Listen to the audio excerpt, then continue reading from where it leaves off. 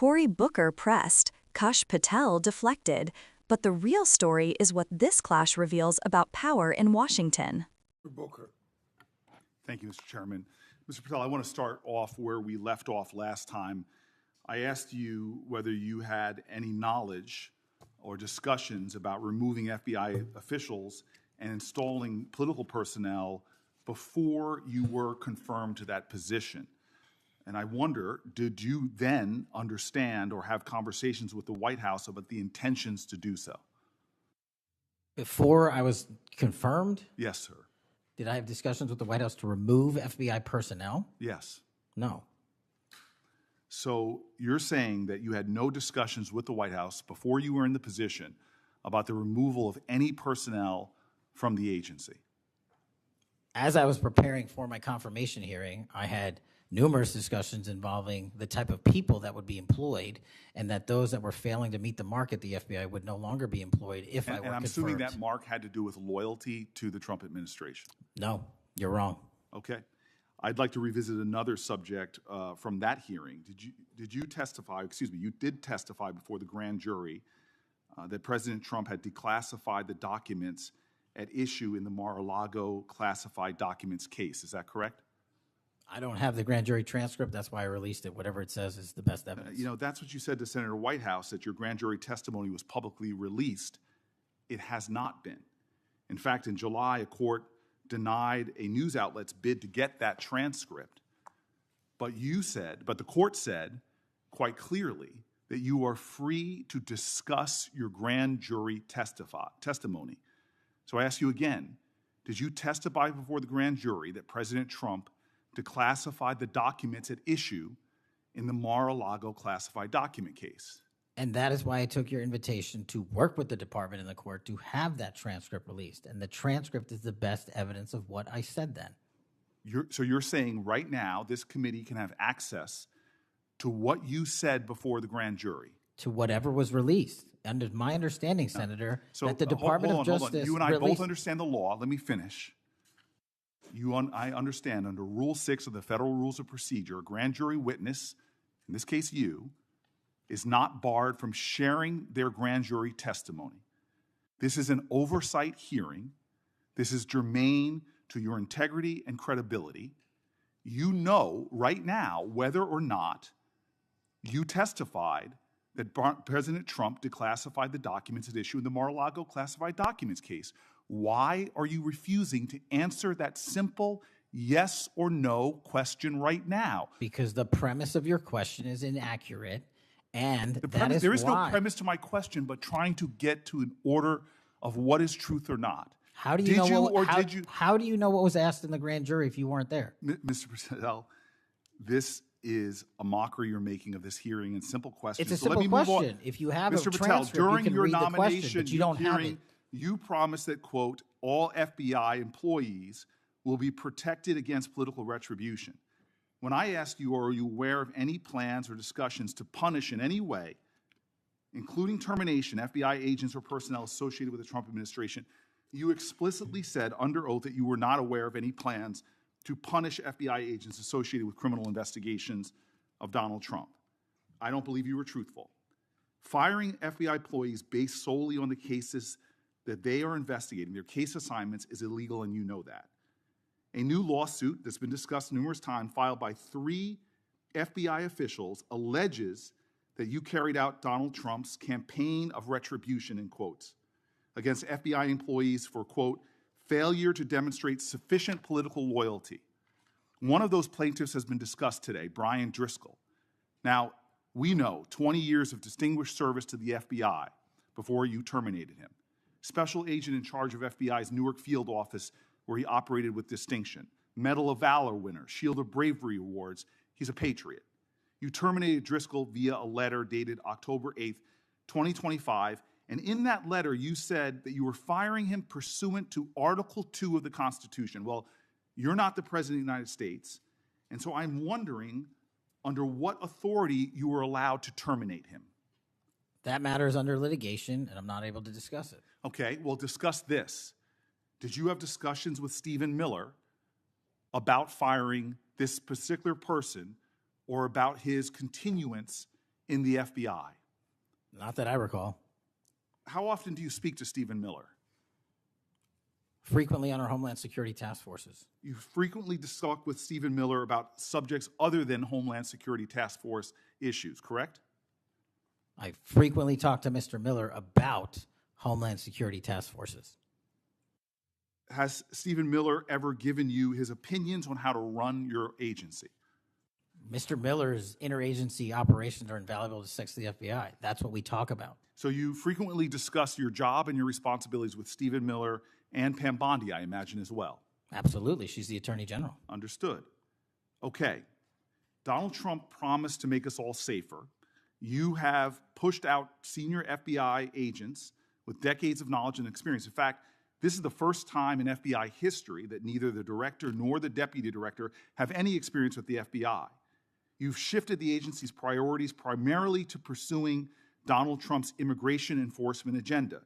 According to ICE data, the Cato Institute, which is a conservative think tank, found that 20% of all agents have been diverted from their work to assist ICE immigration enforcement.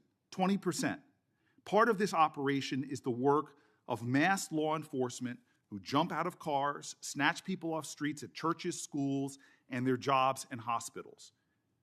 Have there been any FBI agents who investigate crimes against children that have been assigned to immigration enforcement, yes or no?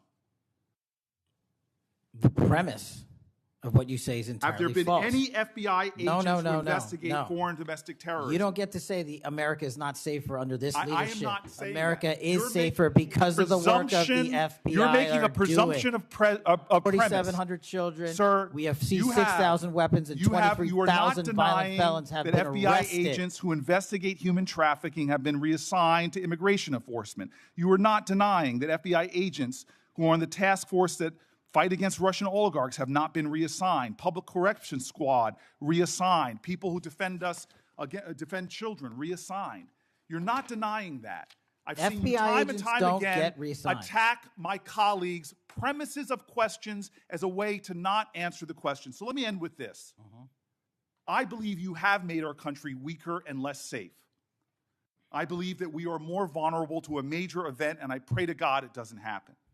You've gutted the Bureau of Institutional Knowledge and Expertise.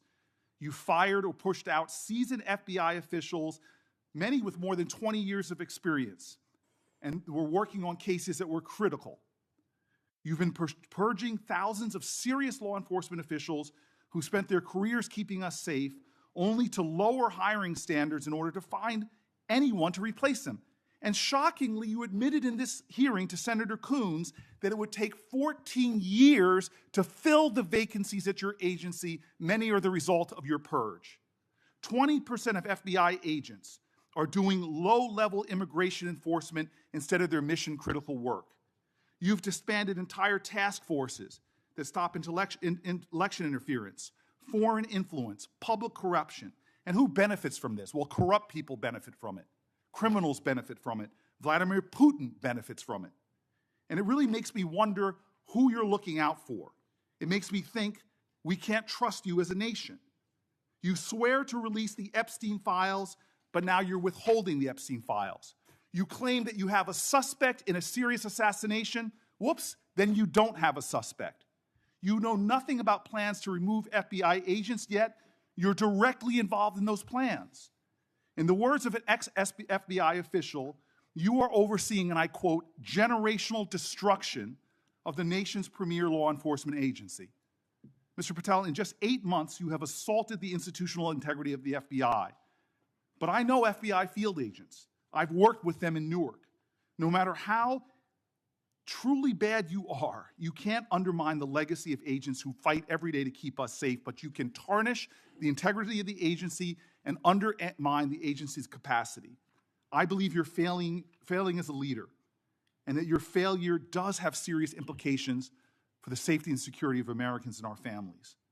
We're more vulnerable to domestic and foreign attack because of your failures of leadership. I don't think you're fit to hand the Bureau, but here's the thing, Mr. Patel. I think you're not going to be around long. I think this might be your last oversight hearing. Because as much as you supplicate yourself to the will of Donald Trump and not the Constitution of the United States of America, Donald Trump has shown us in his first term and in this term, he is not loyal to people like you. He will cut you loose. This may be the last time I have a hearing with you because I don't think you're long for your job. But I'm going to tell you this. I pray for you.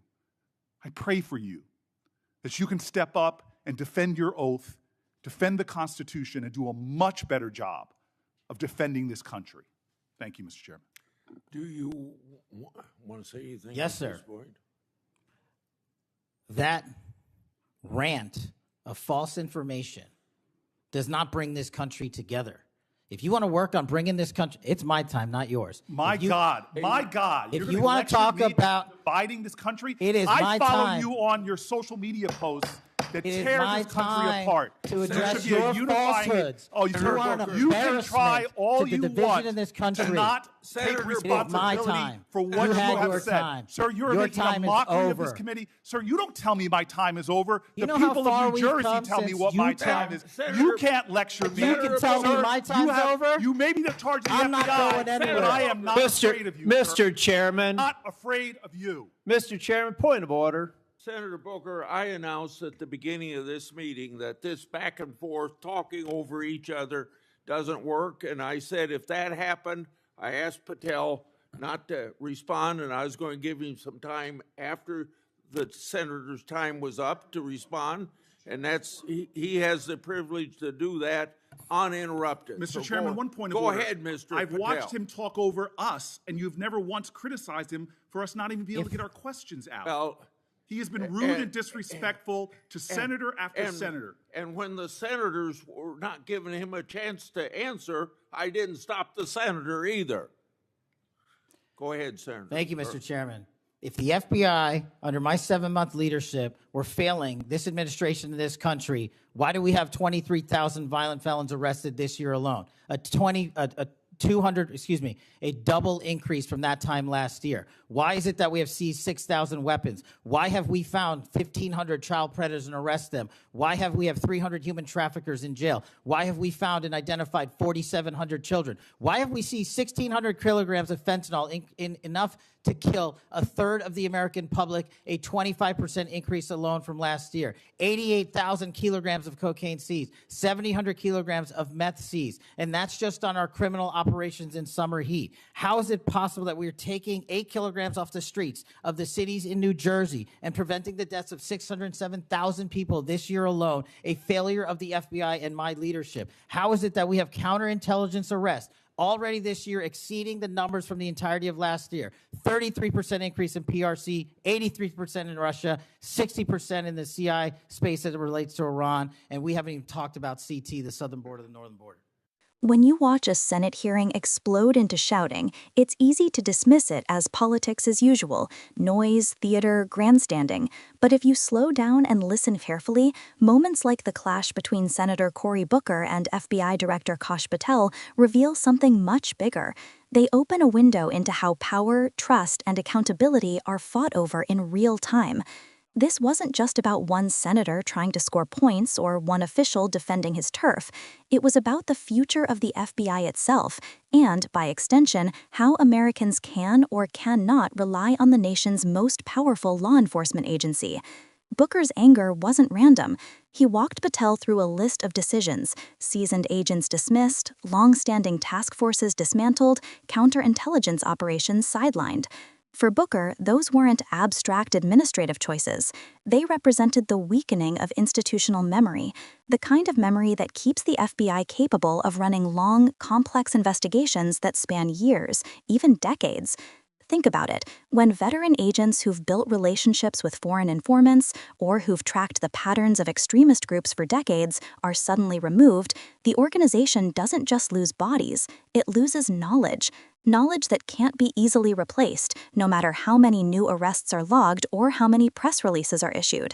Patel's defense, in contrast, was rooted in metrics. He rattled off numbers, thousands of arrests, drug seizures, weapons confiscated, predators caught. To him, those outcomes showed that the FBI was not just functioning, but thriving under his leadership. And here's where it gets interesting. Both sides can be right at the same time. Short-term results can look impressive, while long-term capacity quietly erodes. You might see headlines celebrating big busts, while behind the scenes, the ability to track foreign operatives or stop sophisticated cyber attacks is quietly weakening. That's the heart of the tension, and it's what makes this exchange worth paying attention to. But there's another layer here, the theater of oversight. Congressional hearings are designed to hold officials accountable, but they also have an audience: the public, the media, history. When Booker pressed Patel, "Who told you to remove these people? Did you coordinate with political allies?" he wasn't just looking for information. He was performing accountability, trying to put pressure on Patel in front of the cameras. And when Patel deflected, insisting claims were inaccurate or tied up in litigation, he too was performing, not only for senators, but for the administration that backs him and the agents who still work under him. Both men understood that this wasn't just a private conversation, it was a battle for narrative control. This is why hearings like this one matter. They show us how fragile institutional trust really is. The FBI is supposed to be both effective and independent, strong enough to protect the country, insulated enough to resist political capture.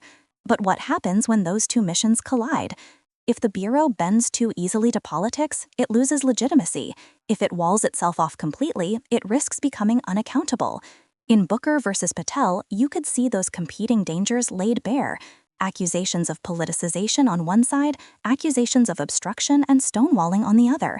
Neither image inspires confidence, and that's exactly why the stakes are so high. For viewers, the lesson isn't just about two men arguing, it's about recognizing the deeper trade-offs that shape government power. Personnel changes aren't just about who sits in a chair. They determine what kind of cases get prioritized, which threats get attention, and which ones slip through the cracks. Numbers on a chart don't tell the whole story. They might mask losses of expertise that won't show up until it's too late. And political theater in oversight hearings can either illuminate the truth or muddy it, depending on how honest the questions and answers really are. So instead of brushing this off as just politics, ask yourself, what does this fight reveal about how institutions are being reshaped? What does it say about the balance between accountability and independence, about whether our law enforcement system is resilient enough to survive leadership upheaval without losing its core? These are the questions that matter, long after the shouting has faded from the headlines. And if you want to keep pulling back the curtain on moments like this, subscribe and stay tuned. In the next breakdown, I can map out exactly how the Charlie Kirk investigation unfolded, who was fired when, and how those decisions reshaped the Bureau's priorities. Or we can take a closer look at how congressional oversight really works, and why hearings like this often raise more questions than answers. Either way, if you want more than just noise, if you want clarity on the stakes, this is the place for you.